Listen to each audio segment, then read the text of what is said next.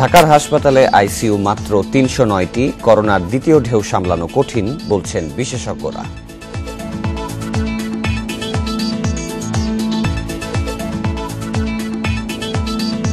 করোনায় সেনাবাহিনীর লড়াইয়ের প্রশংসা করলেন প্রধানমন্ত্রী। আগ্রাসী পরিস্থিতিতে প্রস্তুত থাকার নির্দেশ।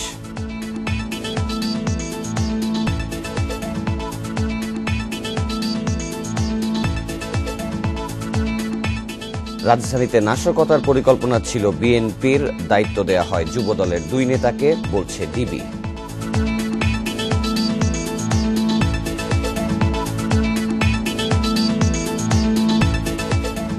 বিজয় দিবসের আগে পুরো পদ্মা সেতু দৃশ্যমান করতে চায় সরকার। আগামী বছরের ডিসেম্বরে উদ্বোধন।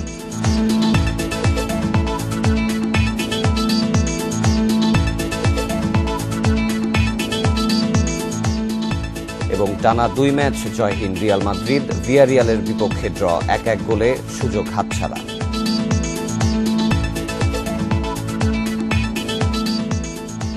স্বাগত ইন্ডিপেন্ডেন্ট সংবাদে, সাথে আছি সাফাদ্দিন ফরিদ। শুনছিলেন প্রধান শিরোনামগুলো, যাচ্ছে মূল খবরে। ঢাকা সরকারি বেসরকারি হাসপাতালে আইসিইউ রয়েছে মাত্র ৩০৯টি। প্রায় ২ কোটি মানুষের জন্য এত কম আইসিইউ দিয়ে করোনার দ্বিতীয় ঢেউ সামলানো কঠিন হতে পারে বলে মনে করছেন বিশেষজ্ঞরা। এছাড়া করোনা মোকাবিলায় প্রতি জেলায় ১০টি আইসিইউ বেড স্থাপনের বরাদ্দ দেয়া হলেও চালু হয়নি একটিও। জরুরি ভিত্তিতে আইসিইউ বাড়ানোর তাগিদ বিশেষজ্ঞদের। শীতের প্রকোপ শুরু না হতেই বাড়ছে করোনা সংক্রমণ। ঢাকায় আইসিইউ বেডের চাহিদাও বাড়ছে, অথচ ঢাকার সরকারি 10টি হাসপাতালে আইসিইউ বেড রয়েছে ১১৭টি, বেসরকারিতে ১৯২টি। কুয়েত বাংলাদেশ মৈত্রী সরকারি হাসপাতালে 16টি, কুর্মিটোলা জেনারেল হাসপাতালের 10টি এবং বঙ্গবন্ধু মেডিকেল বিশ্ববিদ্যালয়ের 16টি আইসিইউ বেডের সবগুলোতেই রোগী ভর্তি। যেভাবে করোনা সংক্রমণ বাড়ছে তাতে দ্রুত আইসিইউ বেড বাড়ানোর পরামর্শ বিশেষজ্ঞদের। মৃত্যুর সংখ্যাও বেড়ে যাচ্ছে, সংক্রমণের সংখ্যাও বেড়ে যাচ্ছে গত ১-২ সপ্তাহ যাবৎ। করোনার ওয়েভ যদি একটু বেড়ে যায় তাহলে আসলে আমাদের মৃত্যুর ঝুঁকি বেড়ে যাবে এবং সেই ক্ষেত্রে লোকজন বেশি আইসিইউর শরণাপন্ন হবে। আমাদের জনসংখ্যা অনুপাতে আইসিইউর বেডের সংখ্যা অবশ্যই অপর্যাপ্ত। যেখানে আইসিইউ ভালোভাবে চলছে সেখানে বেডের সংখ্যা দ্বিগুণ ত্রিগুণ, সেখানে 1 জন বা 2 জন বা 3 জন প্রশিক্ষিত চিকিৎসক, প্রশিক্ষিত নার্সের অধীনে যারা কম প্রশিক্ষিত সেই চিকিৎসক এবং নার্সদের দিয়ে আইসিইউ চালানো যায়। এইভাবে আমাদের পরিকল্পনা করে এগোতে হবে। স্বাস্থ্য অধিদপ্তর বলছে আইসিইউ সাপোর্ট দেওয়ার জন্য যথেষ্ট যন্ত্রপাতি থাকলেও তা পরিচালনার জন্য দক্ষ জনবলের অভাব রয়েছে। সরকারের প্রত্যেকটা ডিস্ট্রিক্ট সদর হাসপাতালে 10টি করে আইসিইউ সেই শয্যা সংখ্যা করার জন্য সেরকম প্রজেক্ট এবং টাকা অনুদানও দেওয়া হয়েছে, কিন্তু এই কাজগুলা ধীর গতিতে হচ্ছে এবং এইগুলো আসলে দ্রুত বাস্তবায়ন করার জন্য মন্ত্রণালয় অধিদপ্তর একযোগে কাজ করতে হবে। ইচ্ছা করলে আমি এখন 6 মাস 1 বছর ট্রেনিং দিয়ে একজন অ্যানেস্থেসিস্ট তৈরি করার মতো সুযোগ আমার হাতে নেই, আর স্পেশালিস্ট বানানো তো অবশ্যই কঠিন কথা। সেই জন্য সব দিক বিবেচনা করে আমাদের আইসিইউ বেড বাড়াতে হবে। বিশ্ব স্বাস্থ্য সংস্থার গবেষণা বলছে বেশিরভাগ কোভিড রোগী সাধারণ চিকিৎসাতেই সুস্থ হন। 18 থেকে 20% রোগীকে হাসপাতালে যেতে হয়, 5% লাগে ICU. Buddhadeb Kundu, independent News, Dhaka.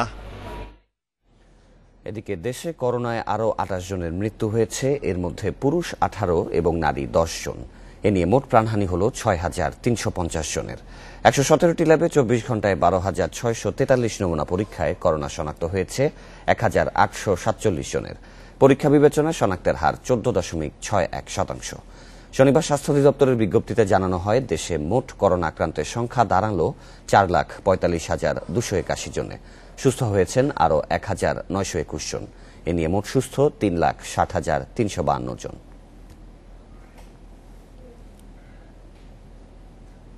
সশস্ত্র বাহিনী দিবসের ভাষণে করোনা মোকাবিলায় সেনা সদস্যদের ভূমিকার প্রশংসা করেছেন প্রধানমন্ত্রী শেখ হাসিনা।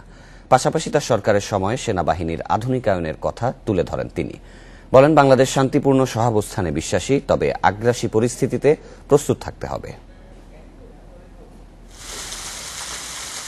সশস্ত্র বাহিনী দিবসে সকাল 8টায় শিখা ও নির্বাণে রাষ্ট্রপতি প্রধানমন্ত্রীর পক্ষে ফুল দিয়ে শ্রদ্ধা জানান তাদের সামরিক সচিবেরা। এ সময় অভিবাদন জানায় 3 বাহিনীর একটি চৌকস দল। বিয়োগলে বেজে ওঠে করুণ সুর। এরপর শ্রদ্ধা জানান সেনা, নৌ ও বিমান বাহিনী প্রধান। পরে গণভবনে প্রধানমন্ত্রীর সঙ্গে দেখা করেন সেনা প্রধান সহ 3 বাহিনীর প্রধান। দিবসটি উপলক্ষে সন্ধ্যায় দেয়া ভাষণে করোনা মোকাবিলায় সম্মুখ সারির যোদ্ধা হিসেবে সশস্ত্র বাহিনীর সদস্যদের ভূমিকার প্রশংসা করেন প্রধানমন্ত্রী। এ সময় সেনাবাহিনীর আধুনিকায়নে সরকারের পদক্ষেপের কথা তুলে ধরে সার্বভৌমত্ব রক্ষায় সবসময় প্রস্তুত থাকার নির্দেশনা দেন শেখ হাসিনা। বাংলাদেশ সশস্ত্র বাহিনীর সদস্যগণ দেশের যে কোনো ক্রান্তি লগ্নে সর্বোচ্চ নিষ্ঠা ও আত্মত্যাগের মাধ্যমে দায়িত্ব পালন করে যাচ্ছেন।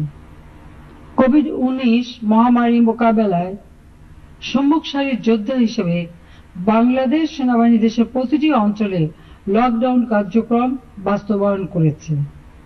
সাধারণ জনগণের মধ্যে মহামারী প্রতিরোধে সচেতনতা সৃষ্টি এবং বিদেশ থেকে আগত ব্যক্তিবর্গের জন্য কোয়ারেন্টাইন সেন্টার স্থাপন ও পরিচালনা করে যাচ্ছে।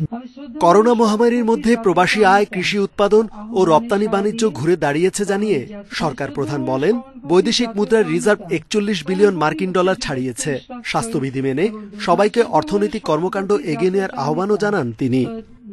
করোনা ভাইরাসের মহামারীর মধ্যে অনেক উন্নত উদীয়মান অর্থনীতি দেশ যখন ঋণাত্মক প্রবৃদ্ধির মুখে পড়েছে, তখনও আমাদের প্রবৃদ্ধি 5.24% হারে বৃদ্ধি পেয়েছে।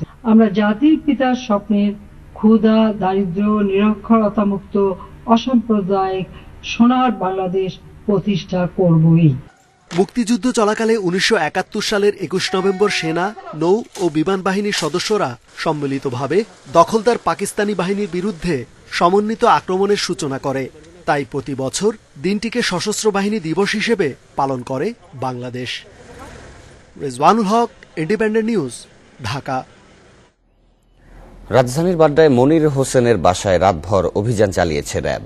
সেখান থেকে 6 কোটি টাকা 2টি অবৈধ গাড়ি, নগদ 1 কোটি টাকা, 600 ভরি স্বর্ণ উদ্ধার করা হয়েছে। জব্দ করা হয়েছে 10 দেশের মুদ্রা, বিদেশি মদ ও একটি পিস্তল। এছাড়া প্রাথমিক জিজ্ঞাসাবাদে মনিরের 1050 কোটি টাকার অবৈধ সম্পদের তথ্য পাওয়া গেছে। র্যাব জানায় মনিরের বিরুদ্ধে 2টি মামলা রয়েছে, আরও 3টি মামলা প্রক্রিয়াধীন রয়েছে। মনির হোসেন 30 বছর আগে গাউসিয়ায় একটি দোকানের সেলসম্যান ছিলেন। এরপর করেছেন ক্রোকারিজের ব্যবসা। পরে স্বর্ণের দোকানদার থেকে হয়ে গেলেন স্বর্ণ চোরা কারবারি। এই জন্য তিনি গোল্ডেন মনির নামেও পরিচিত। এখন তিনি গাড়ির ব্যবসায়ী। বর্তমানে 1050 কোটি টাকার অবৈধ সম্পত্তি রয়েছে বলে জানিয়েছে র্যাব। শুক্রবার রাত 11টা থেকে রাজধানীর মেরুলবাড্ডায় মনিরের বাসায় অভিযান শুরু হয়। 12 ঘন্টা পর বেরিয়ে এসে র্যাব জানায়, ঢাকায় অন্তত 200টি প্লট রয়েছে মনিরের। ভাটারার শোরুম থেকে 3টি অবৈধ গাড়ি পাওয়া গেছে।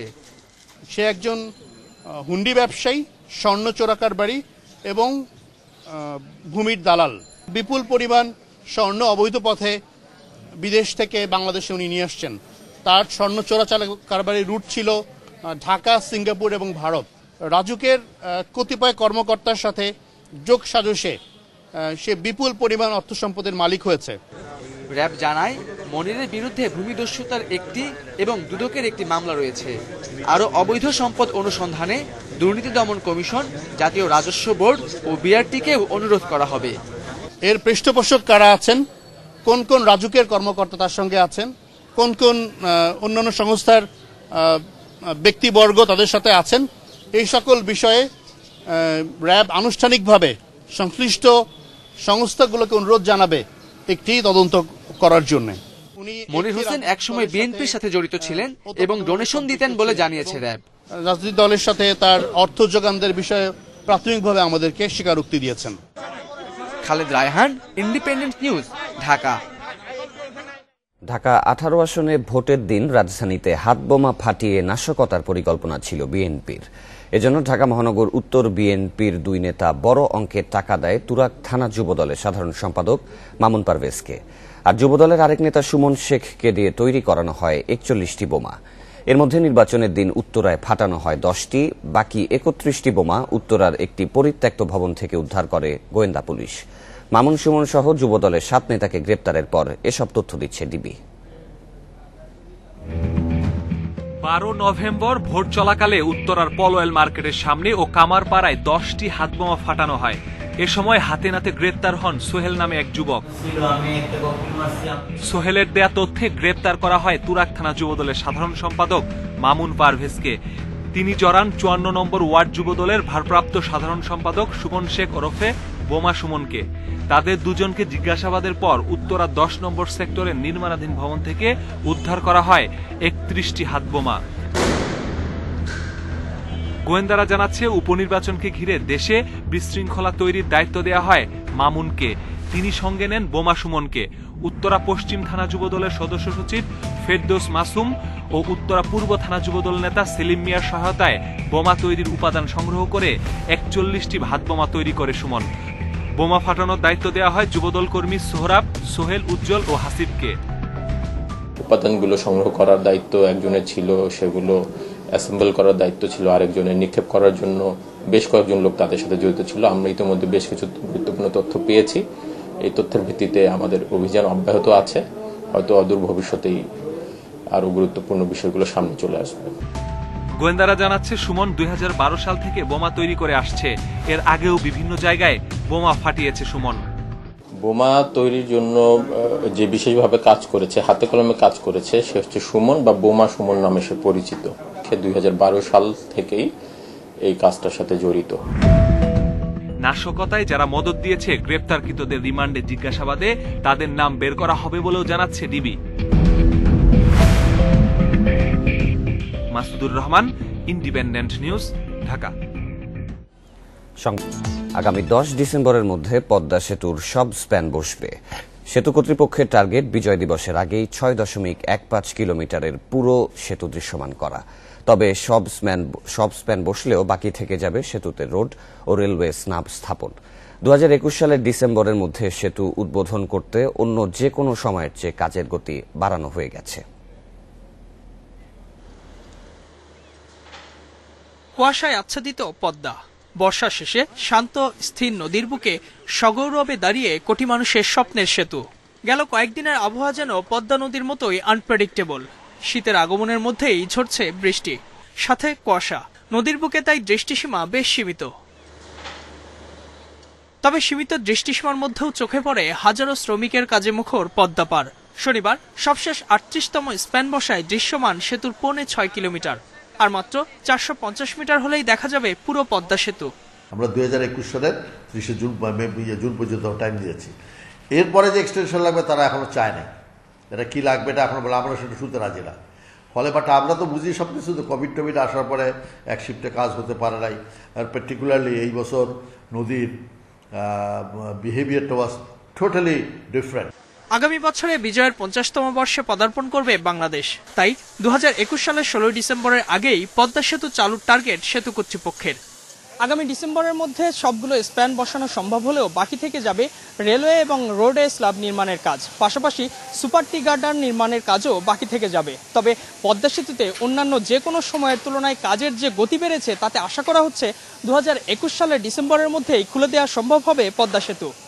শুক্রবার পর্যন্ত সেতুর ২৯১৭টি রোডে স্ল্যাবের মধ্যে বসেছে ১২৩৯টি, আর রেল স্ল্যাব ২৯৬৫টির মধ্যে ১৮৪৮টি বসানো হয়েছে। জাজিরা প্রান্তের ২৩৪টির মধ্যে ৩৩টি সুপার টি গার্ডার বসানো বাকি, আর মাওয়া প্রান্তে ২০৪টির মধ্যে বসানো হয়েছে ৯৫টি। ব্রিজের তল সাইড দিয়ে যেখান দিয়ে রেলওয়ে যাচ্ছে সেখানেও স্ট্রিজার বসাতে হবে। এখানেও আবার একটা জিনিস হচ্ছে যে রেলওয়েরটা কাজ স্ট্রিজার না বসালে রোডে বসা যাবে, কারণ ওইখানে ঢুকতে পারবো না। নিচে দিয়ে যেখানে যাচ্ছে উপর দিয়ে ঢুকতে হয়, তো উপরে একবার বসায় ফেললে নিচে ঢুকতে পারে না। ফলে একটার সাথে একটা রিলেটেড।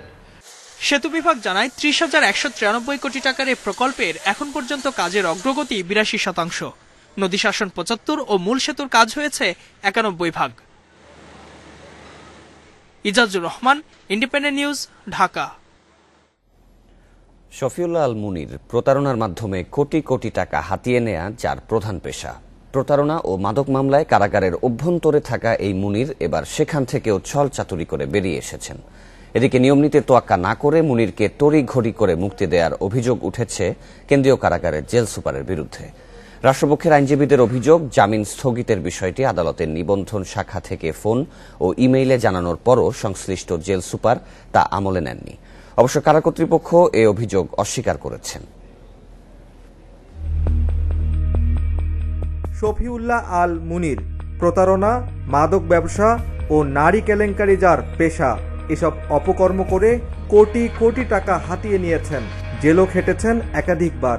নিজে ক্রীড়া সংগঠক না হয়েও হাফ ডজন জাতীয় পর্যায়ের ক্রীড়া সংগঠনের নেতৃত্ব দিয়েছেন। দুর্নীতির অভিযোগে সম্প্রতি সাইক্লিং ফেডারেশনের সভাপতি পদ থেকে তাকে বহিষ্কার করা হয়। সম্প্রতি গুলশানের হর্স অ্যান্ড হর্স রেস্টুরেন্টে অবৈধভাবে মাদক ব্যবসার মামলায় গ্রেপ্তার দেখানো হয় শফিউল্লাহ আল মুনিরকে। এই মামলায় ৮ নভেম্বর জামিন পেলেও মাত্র ৪ দিন পর রাষ্ট্রপক্ষের আবেদনে জামিন স্থগিত হয়।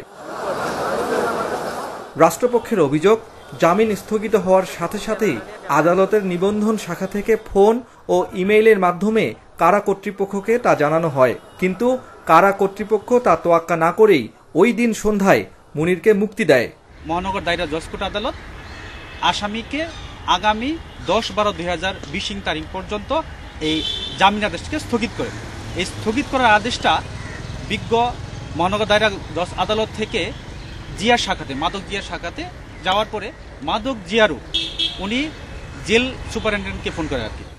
অন্যদিকে প্রতারণা করে অর্থ হাতিয়ে নেয়া অপর একটি মামলায় হাইকোর্ট থেকে জামিন নামা অস্বাভাবিকভাবে দ্রুত গতিতে কারাগারে পৌঁছানো হয়েছে। এসব ঘটনায় তদন্তের দাবি আইনজীবীদের। জেলখানা থেকে বলা হয়েছে একটা ডকুমেন্টারি দেওয়ার জন্য, তো আমরা উনি জিয়া শাখায় ওদের মেলটা সমস্যা ছিল, ওদের কম্পিউটার সমস্যা ছিল, তখন বলে দিলেন এটা আপনার মেল থেকে পাঠিয়ে দেন। তো আমার মেল থেকে এটা আমি স্মারক নাম্বার সহ ওটা জেলখানায় পাঠিয়ে দেওয়া হয়। কেন তড়িঘড়ি করে শফিউল্লাহ আল মুনিরকে মুক্তি দেয়া হলো, আইনের প্রতি বৃদ্ধাঙ্গুলি দেখিয়ে মুনিরকে কিভাবেই বা কারামুক্ত করা হলো, এ বিষয়ে জানতে চাইলে সংশ্লিষ্ট কারাগারের জেল সুপার তার কোনো সদুত্তর দিতে পারেননি। আপনারা তড়িঘড়ি করে জামিন দিয়েছেন, এরকম একটা অভিযোগ তারা দিয়েছে না, আপনার ব্যাখ্যাটা কি? আপনাদের ব্যাখ্যাটা আসলে কি? এটা তড়িঘড়ি করে জামিন ছেড়েছি, এটা মোটেও ঠিক না। এবং স্টে অর্ডার জামিন ছাড়ার পরে আমরা 3:30 ওই শফিউল্লাহ মুনিরের রিলিজ আদেশ পেয়েছি। যেহেতু জামিন আদেশ স্থগিত আছে, তাই আগামী 2-1 দিনের মধ্যে প্রতারক শফিউল্লাহ আল মুনিরকে গ্রেপ্তারের জন্য আদালতে আবেদন করা হবে বলে আইনজীবীরা জানিয়েছেন। Abdullah Al Rafi, independent News, Dhaka. দিনাজপুরের ঘোড়াঘাটে সাবেক উপজেলা নির্বাহী কর্মকর্তা ওয়াহিদা খানমের ওপর হামলার ঘটনার একমাত্র আসামি হিসেবে রবিউল ইসলামের বিরুদ্ধে আদালতে অভিযোগপত্র দাখিল করা হয়েছে। তদন্তের 75 দিনের মাথায় শনিবার দুপুরে আদালতে অভিযোগপত্র দাখিল করেন মামলা তদন্ত কর্মকর্তা গোয়েন্দা পুলিশের পরিদর্শক ইমাম জাফর। তদন্ত কর্মকর্তা জানান, মামলার সব দিক বিবেচনা করে নিশ্চিত হওয়া গেছে হামলায় একমাত্র পরিকল্পনাকারী হিসেবে ইউএনও অফিসের মালি রবিউল ইসলাম জড়িত। অভিযোগপত্রটি আমলে নিয়েছে আদালত। গত 2রা সেপ্টেম্বর মধ্যরাতে সরকারি বাংলোতে ঢুকে ইউএনও ওয়াহিদা খানম এবং তার বাবা ওমর আলী শেখের ওপর হামলার ঘটনা ঘটে। ঘটনার পরদিন 3রা সেপ্টেম্বর বাদী হয়ে ঘোড়াঘাট থানায় মামলা করেন ইউএনওর ভাই শেখ ফরিদ। হামলার 8 দিন পর 11 সেপ্টেম্বর দিনাজপুরের বিরল থেকে রবিউল ইসলামকে গ্রেপ্তার করা হয়। 2 দফায় রিমান্ড শেষে 20 সেপ্টেম্বর স্বীকারোক্তিমূলক জবানবন্দি দেন তিনি।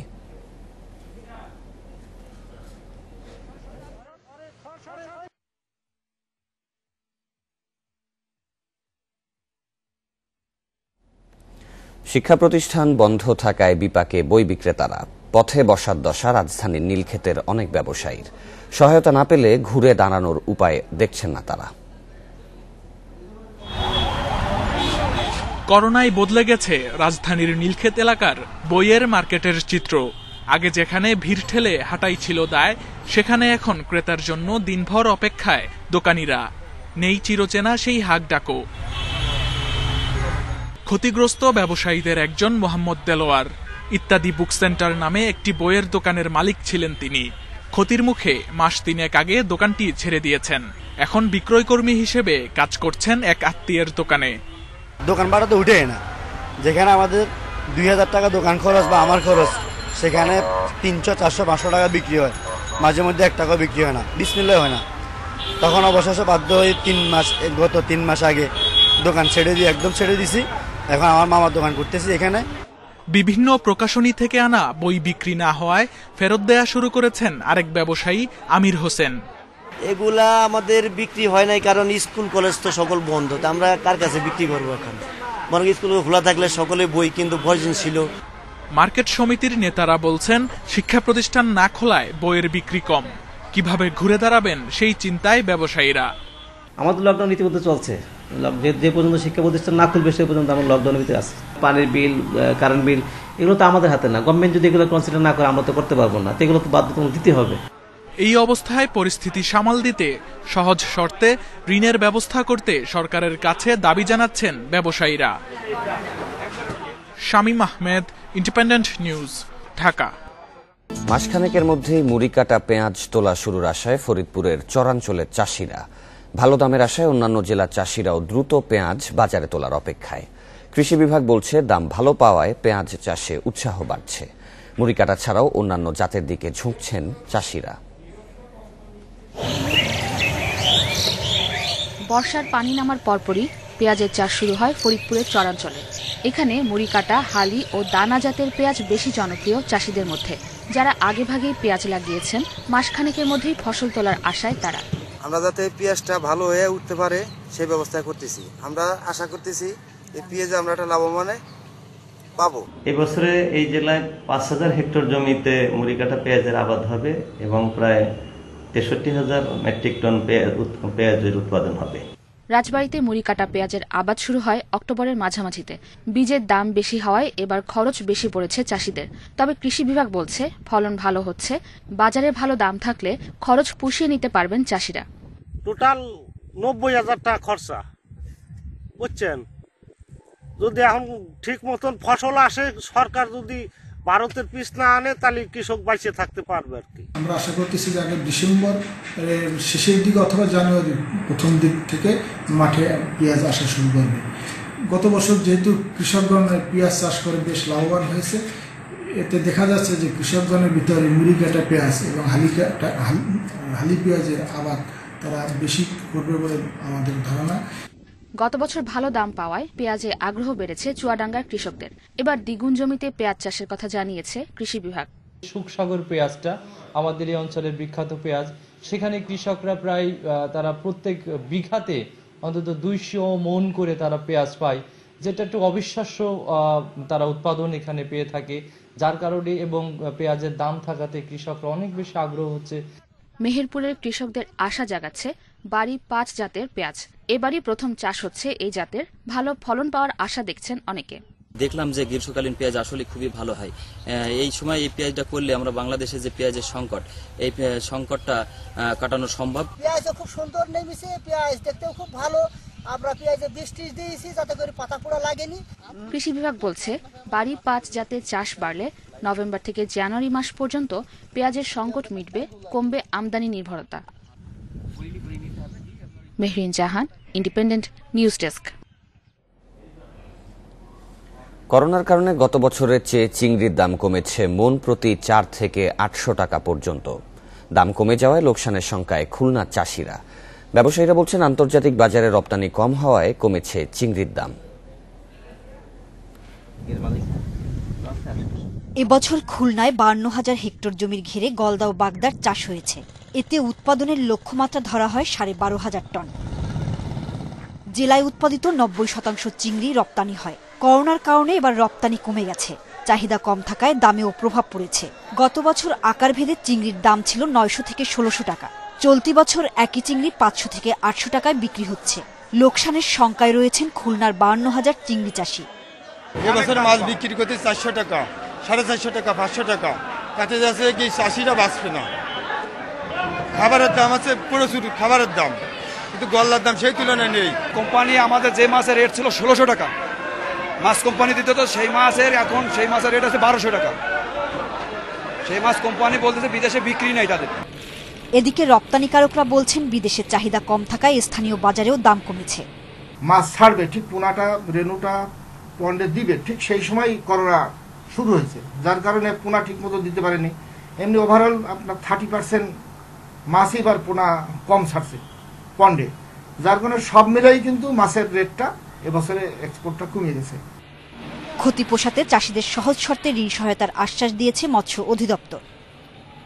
আমরা সহযোগিতা করছি যে বিভিন্ন জন যখন গিয়ে উৎপাদনে গিয়ে অর্থ সমস্যায় পড়তে, তারা ব্যাংক লোনের জন্য আবেদন করছে, আমরা সেগুলোকে ব্যাংকে আমরা ফরওয়ার্ডিং দিয়ে দিচ্ছি। তাদেরকে আমরা ব্যাংকেও ব্যক্তিগতভাবে আমরা সুপারিশ করছি যে তাদের খামারের অবস্থা এরকম, তাদেরকে হেল্প করা প্রয়োজন এই মুহূর্তে।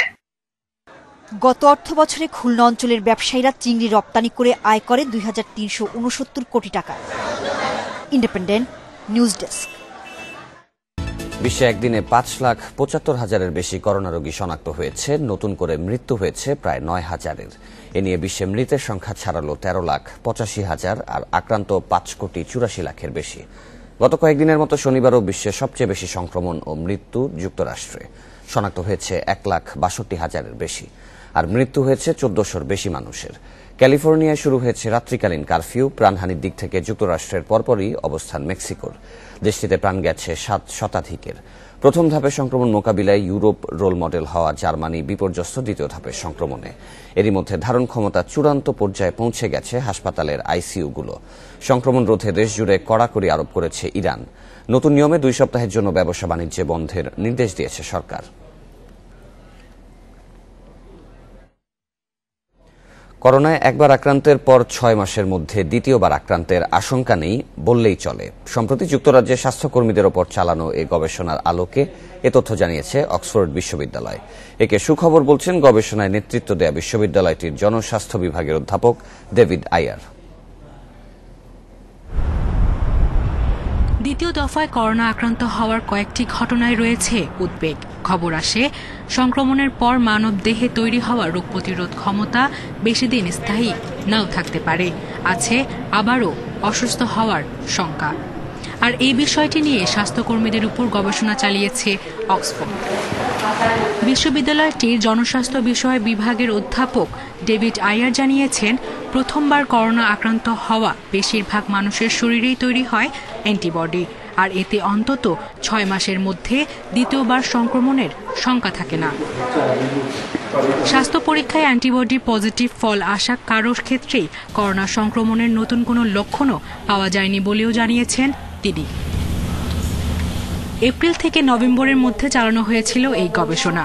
30 সপ্তাহের পর্যালোচনায় দেখা গেছে অ্যান্টিবডি না থাকা 11,058 কর্মীর মধ্যে 89 জনের ক্ষেত্রে রোগের উপসর্গ সহ নতুন সংক্রমণ দেখা গেছে, আর অ্যান্টিবডি থাকা 1,246 জনের কেউই আক্রান্ত হননি।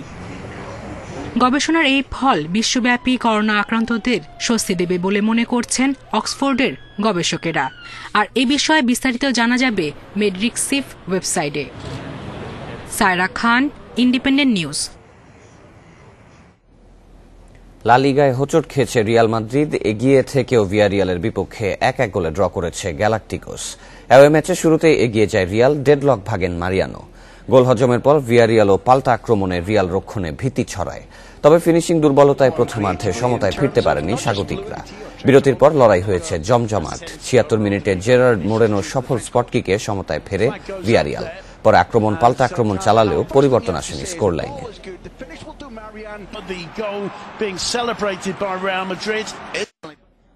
গোল্ডেন বয় 2020 জিতলেন বুরুশিয়া ডর্টমুন্ড তারকা আর্লিং হালান্ড।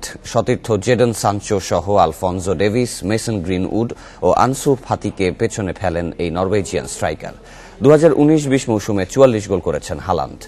ইউরোপীয় শীর্ষ লিগ থেকে 21 বছরের কম বয়সী ফুটবলারদের এই অ্যাওয়ার্ড দেয় ইটালিয়ান সংবাদপত্র তুত্তে স্পোর্তো। গেল বছর এই পুরস্কার জিতেছিলেন অ্যাথলেটিকো মাদ্রিদের Joao Felix. Erling Haaland's record is almost unparalleled. He scored his 19th Bundesliga goal in his first 21 games in the league. Only one person has ever had a better start than Haaland. Hamburg led.